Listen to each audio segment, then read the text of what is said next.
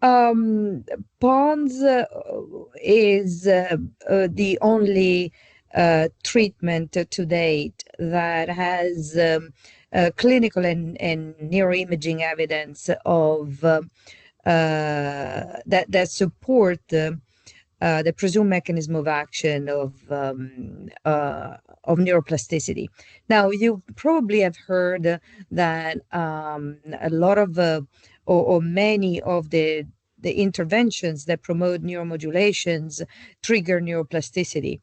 That is true to a certain extent, but I'd like to point out that PoNS is the only neuromodulation therapy that actually has demonstrated the potential neuroplasticity linked to the clinical outcome through both clinical correlation, evidence correlated with neuroimaging. I'm not going to present this data, but I'm going to, to have you look at a video that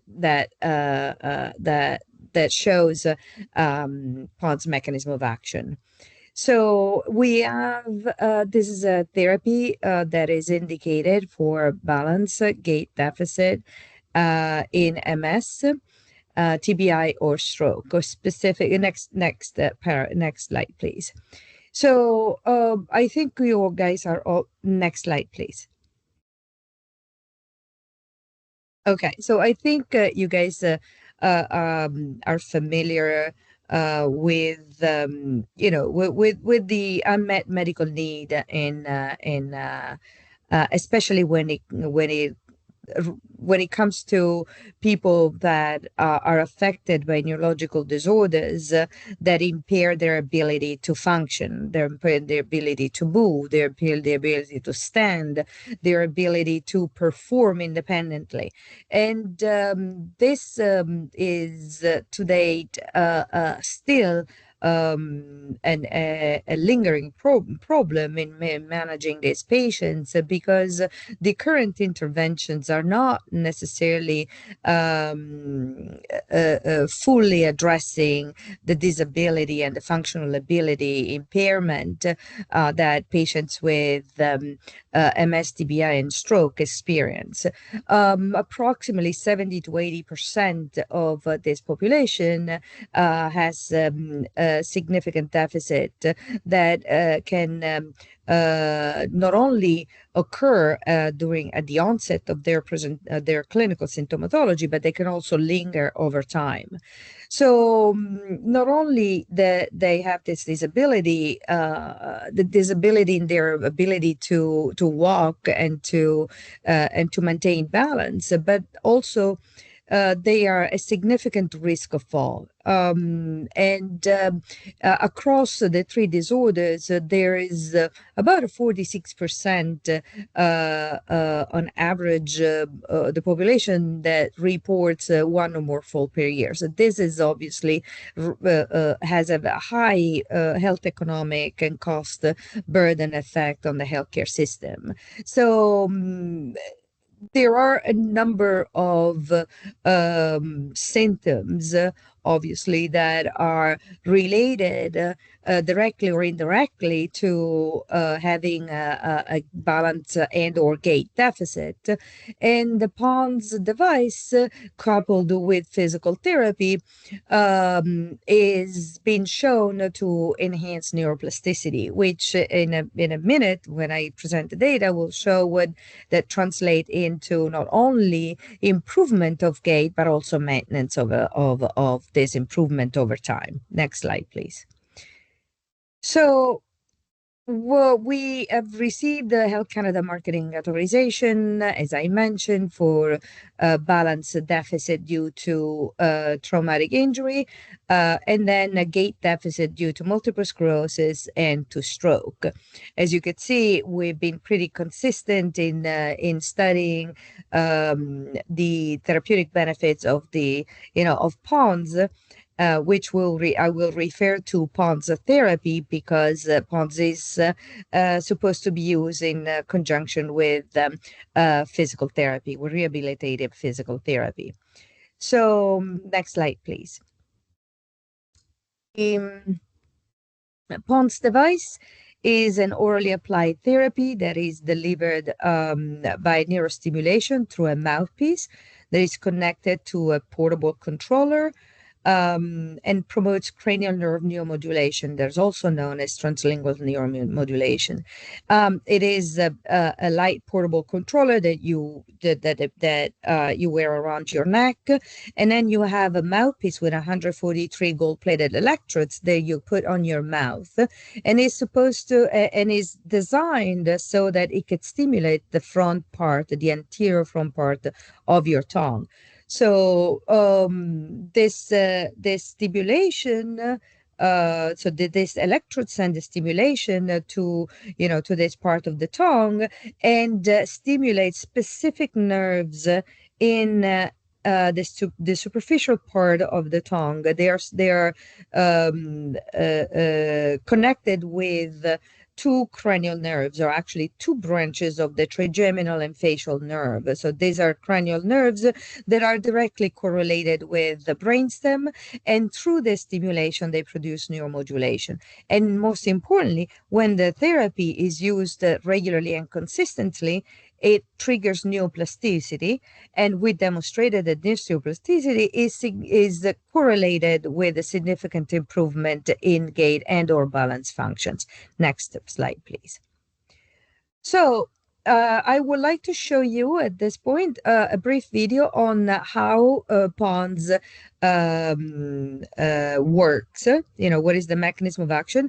And PoNS is the only therapeutic intervention that acts in the brain, directly in the brain, and not peripherally. So it does not engage directly your peripheral nerves or your musculoskeletal system, but it only acts in the brain and activates the centers in the brain. They are responsible for the cognitive regulation of movement. So movement is regulated both by motor centers and cognitive centers, and PoNS is able, through activating cognitive mechanism of control, to also have an effect on the motor centers of control, and then transmit the signal through the spinal cord all the way through the affected limbs.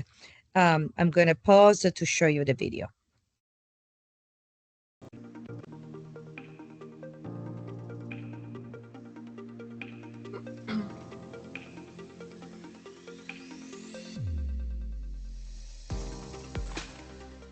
The tongue is innervated by branches of the trigeminal and facial nerves with direct connections to the brainstem. Clinical evidence suggests that using PoNS therapy, PoNS device plus physical therapy, can induce neuromodulation effects by the translingual stimulation of the lingual nerve, a branch of the trigeminal nerve, and the chorda tympani, a branch of the facial nerve. This stimulation promotes specific activation of targeted nerve centers in the brainstem and cerebellum, which are associated with movement and balance. This process activates mechanisms responsible for neuromodulation of signaling pathways from and to specific areas of the cerebral cortex. Sustained neuromodulation by PoNS-induced activation of these cortical areas is likely to trigger, in these regions, a series of adaptive changes through a process known as neuroplasticity. The neuroplastic process is expected to rehabilitate existing pathways, as well as engage new mechanisms that can deliver functional signals to the spinal cord. Consistent and repeated application of PoNS therapy over 14 weeks is likely to consolidate these functional compensatory pathways and potentially lead to a sustainable functional improvement over the 14-week treatment period.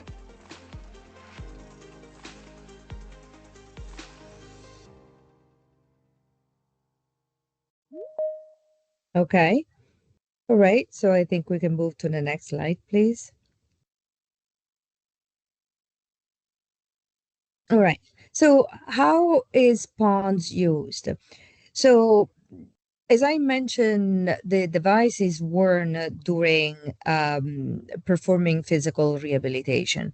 So just really briefly, when you purchase the device, you bring the device to the clinic, and to your rehabilitation clinic, and the therapist, who is a registered PoNS therapist, that has undergone training, with on how to use PoNS and how to apply the therapy, will then activate your device, and it will work with you in creating a series of exercises, or say an exercise program that is geared to your, specifically uniquely geared to your rehabilitation. So the therapist will look at you as a patient, will look at your ability to perform certain patients or certain exercises, and it will create a program that over time will help you not just rehabilitate, but also develop endurance and increase in intensity of the exercise. So the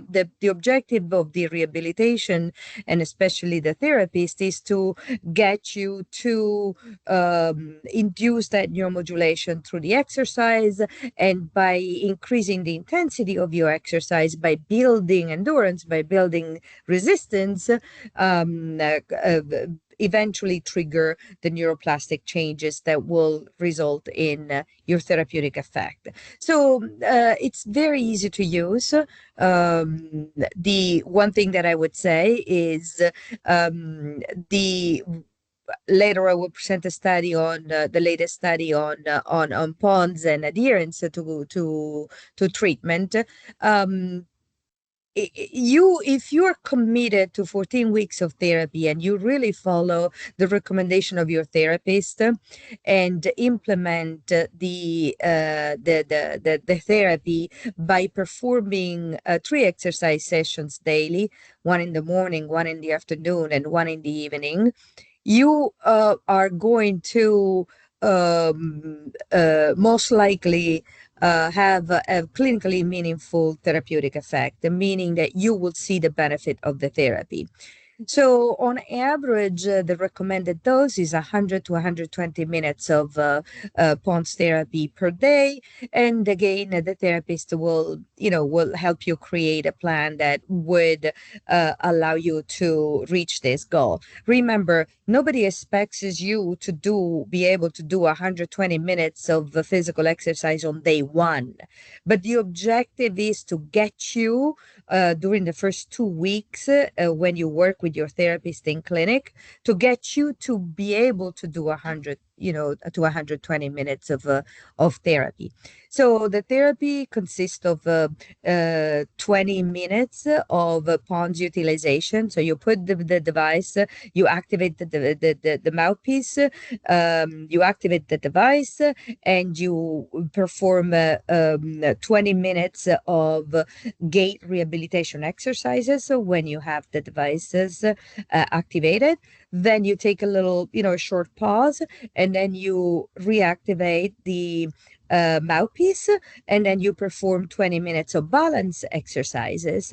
And then you have the option of performing 20 minutes of mindfulness therapy. So at that point, you rest, you have some mindfulness exercises that the trainer will explain to you, and then you just relax, and then you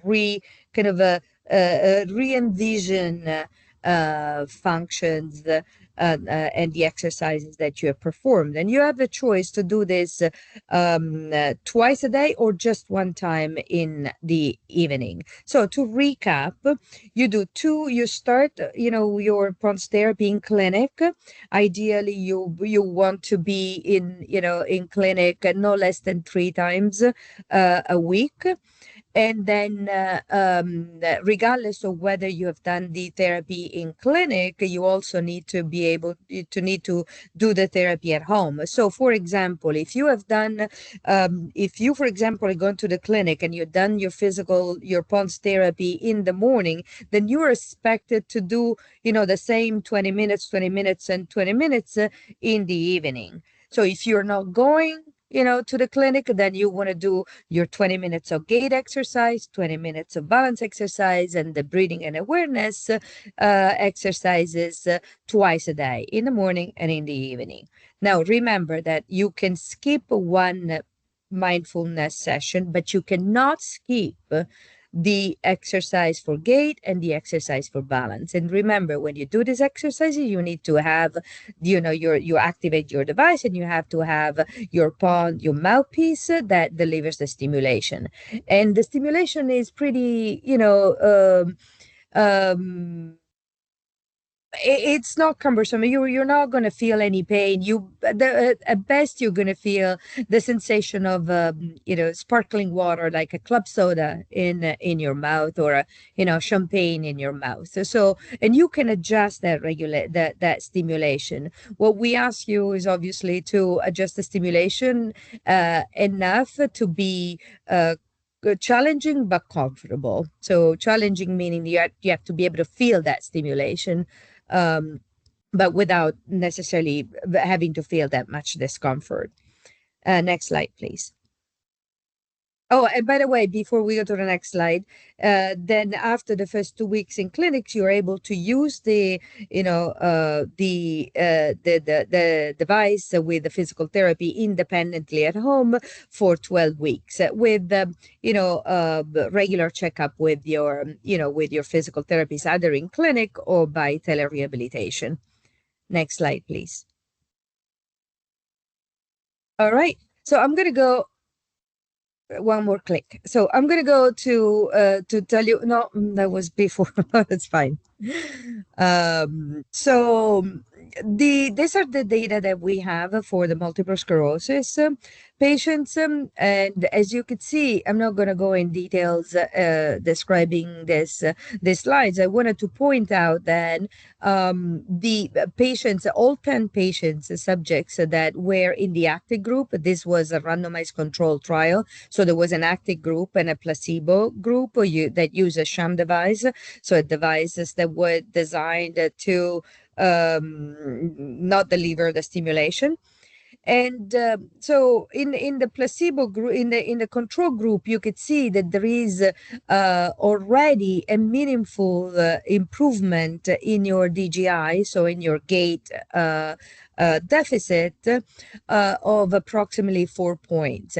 The more you continue, so after the first 2 weeks in clinic, the critical part is the work that you do at home. And as you could see, by week 6 and by week 10, these patients have reached even greater improvement. And the one thing that is really important, I want you to focus, is by week 10, these patients have reached their, kind of like their plateau, their maximum improvement.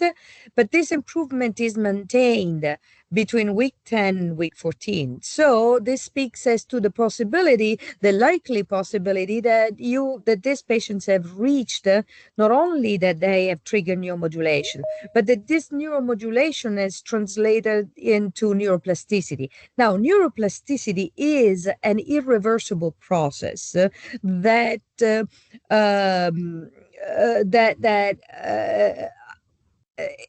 appears when neuromodulation induces enough changes that can provide a therapeutic benefit. So neuromodulation in this case is likely to have rehabilitated the pathways that transmit the signal from the brain through the spinal cord to your affected limb.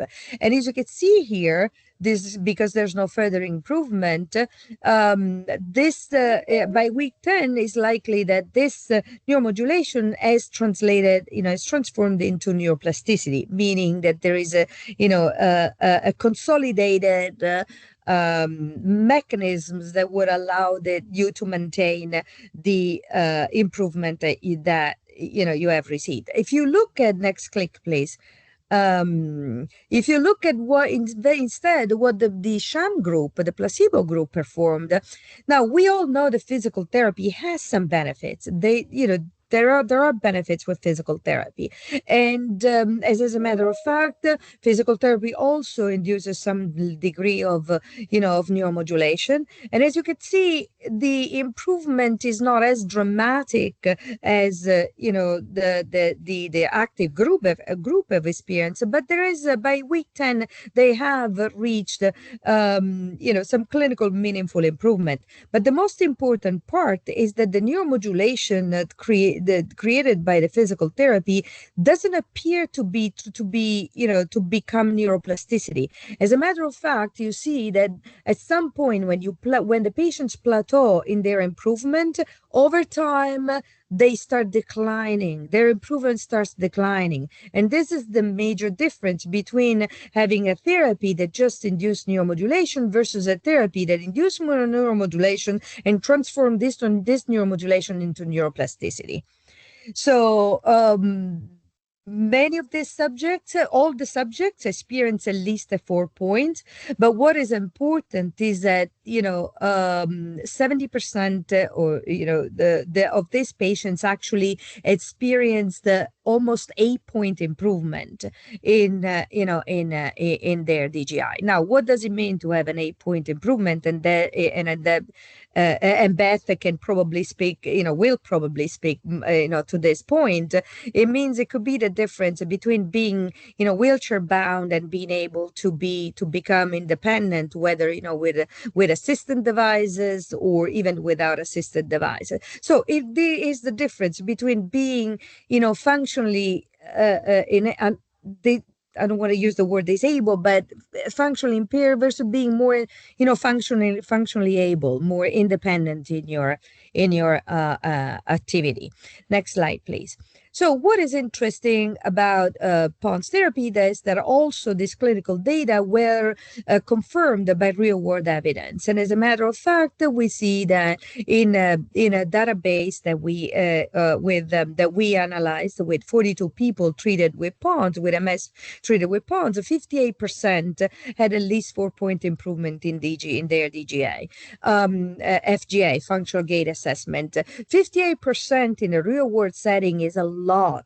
So you need to be thinking that the 100% that you've seen in clinical trials is that clinical trials is a highly controlled environment, is an environment where, the patients are followed at every step of the way. In real world clinical practice, in your own daily life, when you are, followed by a therapist, but you're primarily independent and responsible for your own, for the therapy and how you approach the therapy, a lot can go wrong. And so the fact that 58% achieved, that clinically meaningful improvement is also a testament to to how PoNS therapy can benefit patients with MS. Now, this data were also strengthened by the latest clinical trial that we have just completed, and it's called the PoNS Therapeutic Experience Program. Next click, please. So the study first and foremost confirmed the effectiveness of PoNS therapy. Next, please. You can clear the slide. Yeah, go ahead. More. So the confirm the data that we have from both the real-world evidence and the clinical study, and showing that 50% of the patients achieved almost 7 points of improvement in DGI. So if you remember the clinical trial that I showed you, they were between 7 and 8 points improvement. And those are the patients who actually were the most adherent to the treatment. So those are the patients that use the therapy for 100 to 120 minutes a day for 14 weeks. So as you can see here, the study was designed to show that the correlation between treatment adherence, so compliance with treatment, and functional outcomes, so the improvement in DGI. So you see that even those that had 70% adherence, so they didn't do the whole 100 minutes to 120 minutes, but as 70% of these people reached an improvement of 4 points. So there is some flexibility, but the operative word in reaching therapeutic engagement is consistency of therapy. You need to be consistent on your therapy. You need to be diligent about performing your exercises. Now, 70% of adherence, it doesn't mean that patients have not exercised 100 minutes a day every day. It could be that some patients might have a wedding to attend to, so they missed their treatment for a couple of days, or they had, they were sick for a couple of days. So it doesn't necessarily mean that they did less, but the 70% accounts for life happening, for things that happen in your life that might prevent you to do, diligently every day 120 minutes of therapy for 14 weeks. What is really important about the PoNS STEP trial is this is the first clinical evidence in multiple sclerosis that is in line with what we see in TBI, that shows that the improvement that you reached with the therapy at 14 weeks is maintained after you stop the therapy up to 6 months. And I say up to 6 months because we only studied, 6 months, but if it's maintained up to 6 months, it means that those mechanisms of neuroplasticity that I was telling you before, they are really, responsible for your, improvement. So, next slide, please. The same therapeutic effect we observed in stroke. As you can see here, we have a randomized controlled trial that we have. These are actually real world evidence data, but there was, a randomized controlled trial that was done, pilot trial that was done comparing patients with treated with PoNS and patients with physical therapy alone that have demonstrated the same level of improvement in gait, so in gait and balance. And the one thing that is interesting is that when we looked at our real world evidence data, just as we're done for the multiple sclerosis, we consistently observe that 70% of the patients reach at least 5 points of improvement, going up to almost 7 points. And then the one thing that we also we're also seeing in stroke is that when we looked at patients that were at risk of falling, meaning that they have a functional gait assessment less than 23, we noticed that 28% of these patients moved from being at risk of fall of not being at risk of fall anymore. Now, this is extraordinary because in general, patients with stroke that rehabilitate from stroke, they usually 1 to 3% of these patients after physical therapy, routine physical therapy, move from being at risk and not being at risk. 28% is a lot. It's a lot of patients. It's a lot of it's a great percentage, and it reduces dramatically the risk of serious injuries. Remember that in patients with stroke, falls are responsible for the most consequential hospitalizations, and they're responsible for the greatest healthcare burden in post-stroke events. Next, please. And again, we can show you we did the same randomized controlled trial in traumatic brain injury, patients with balance deficit in traumatic brain injury, and what you could see, the same level of improvement, the same, response to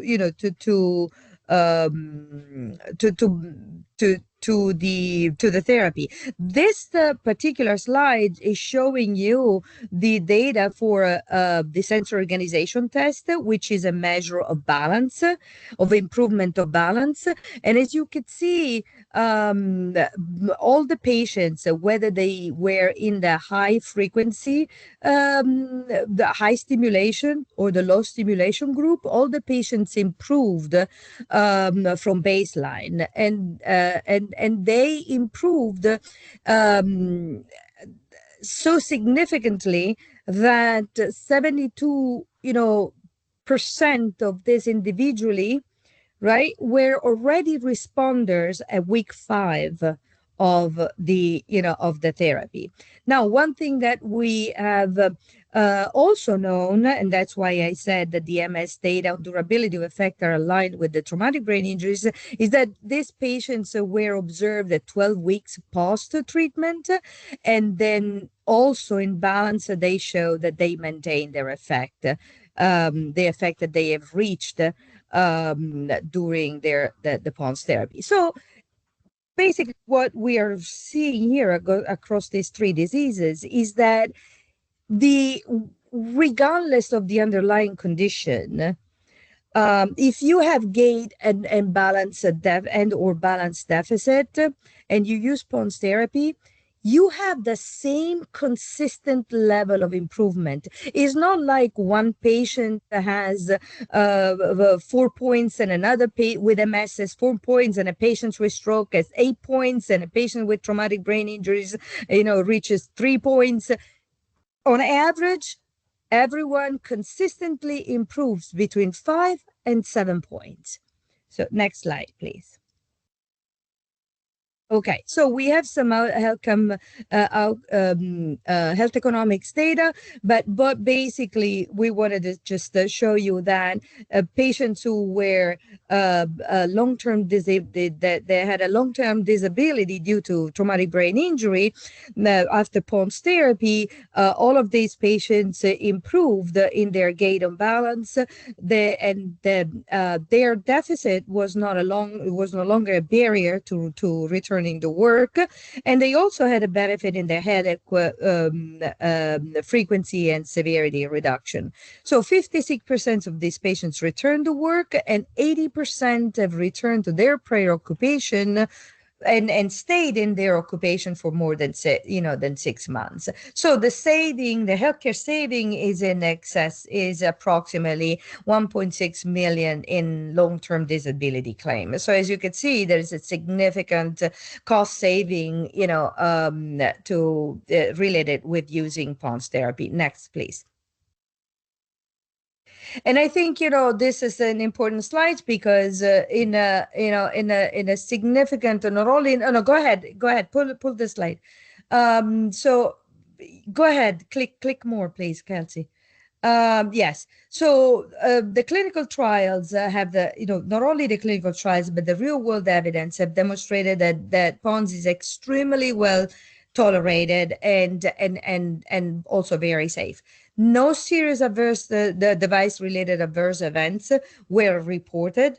And when the patient and PoNS was using in clinical rehabilitation settings over 480 patients with more than 180 patient sessions recorded, and we have no serious adverse event reported, nor adverse events reported in this database. Now I'm going to leave the floor to Beth, and I'll remain connected to answer any questions.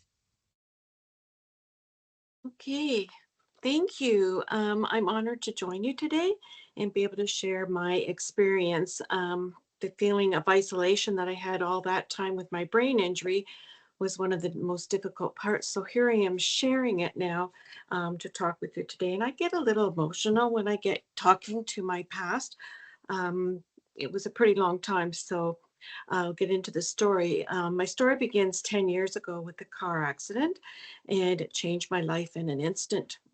I was always someone who was on the go, doing as I described it, but all of that abruptly changed when I was rear-ended while at the red light stoplight. And at that moment, I didn't know just how hard my journey was going to be or how hard it was going to become. But instantly, when the hit happened, I got this hot, searing knife-like pain that cut from the back of my head here and zipped right through my head to the front of my forehead. And as fast as I felt that pain, all of a sudden it was just gone. And I got to tell you, to this day, though, that burning feeling is still a memory within my head. That's hard to get rid of. So that, you get emotional with this stuff. But I told the doctor told me that I had suffered a brain injury. I had soft tissue damage in my shoulders, my whiplash, And my first thought of all of this when it happened was, what just happened? And boy, am I going to have one stiff neck tomorrow, because I hate stiff necks. I was totally clueless, seriously, to the misery I was about to endure. So, following the accident, I started experiencing the nauseousness, the extreme headaches, I had brain burning and leg pain, body aches, some more. I struggled with my balance and my mobility. It was very difficult, incredibly difficult. It truly was more than what I expected it. Um, I'd sleep all the time, but wake up feeling that I hadn't slept at all. I couldn't handle people, hearing people talk or background noise. I experienced blurred vision, and the only thing I really could do was just stay quiet and still. And my family doctor looked at me and she said, "This is going to be a long, slow process." Hmm. So those first days turned into weeks, the weeks into months, but I did notice some of my symptoms, they lessened a little bit, but my balance and walking issues, however, did not let up at all. Everything, my walk, my ability, it was just gone. And I could no longer attend the functions I wanted to go to, no concerts, movies out of the question. And I love going to my church and being active there with that church family, but I couldn't drive myself. I couldn't do my gardening that I love to do. Even walking outside was a real challenge. It often led to this nauseous feeling, not just in the stomach, it was the head nauseous. Very hard to explain, but if you've had a TBI, you know. And so walking and talking with a friend, which I loved to have done before, completely out of the question. I could no longer play with my grandkids. And being there for my son and my spouse was much harder to do, really hard to do. I found myself really enduring life, not enjoying it at all. And I went from this goer, doer person to a life locked within the walls of my home, just stayed in. So I tried many Band-Aid treatments offered for my TBI.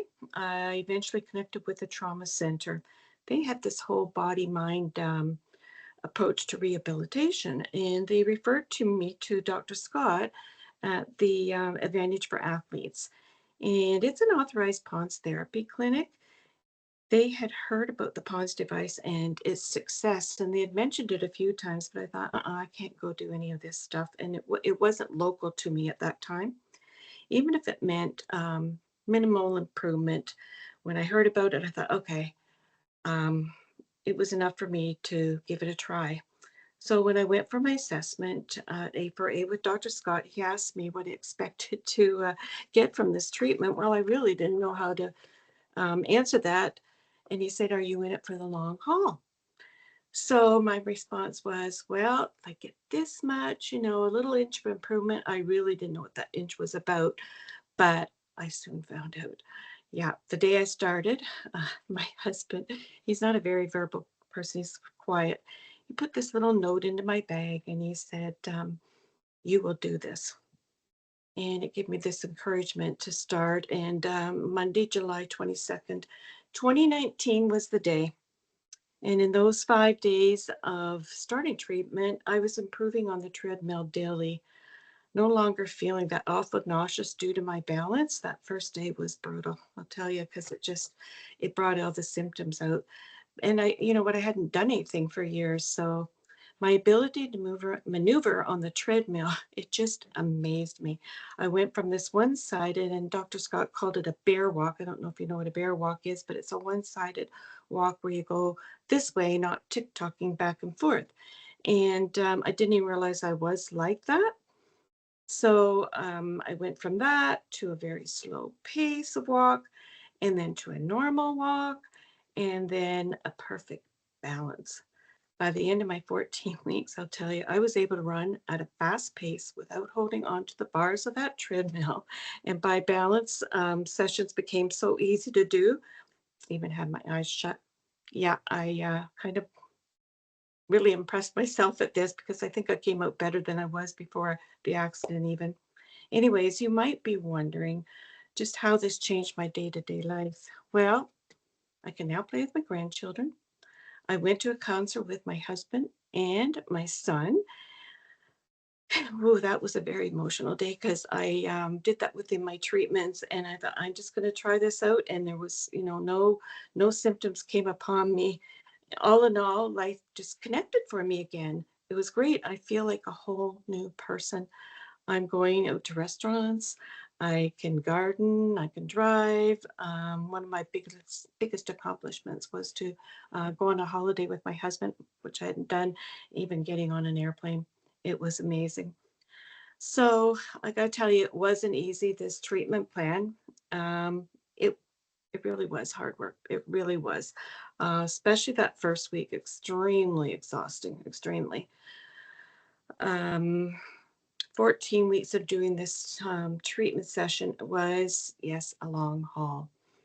But in comparison to 5 years of misery, every session was a blessing to me. It really was a blessing. And I'm so thankful to have an amazing support team um, during this whole PoNS treatment thing, beginning with my husband. I mean, to start to finish of the in-house, the support I had there at home, and working in the clinic. Then I was able to build a great relationship with Dr. Scott, and all his energy and attention inspired me to really give it my all, and I did. So here I am celebrating 5 years post PoNS. So I've shared my story with a lot of people. Nothing stops me now. I'm just full of life here, and best I can do at 67 years old, um, every day. So I'm going to leave you with this thought that I often pass through my mind, and I think, what if I hadn't done PoNS? You know, what if I hadn't given it my all? Every day, I am truly grateful for the scientists who created this device and to the clinics who really offer it. It's amazing. If you are suffering, if you're enduring life, just going through life in a so-called new normal, there's more. If you've got balance and gait issues from your injury, I've got wonderful news for you. I really do.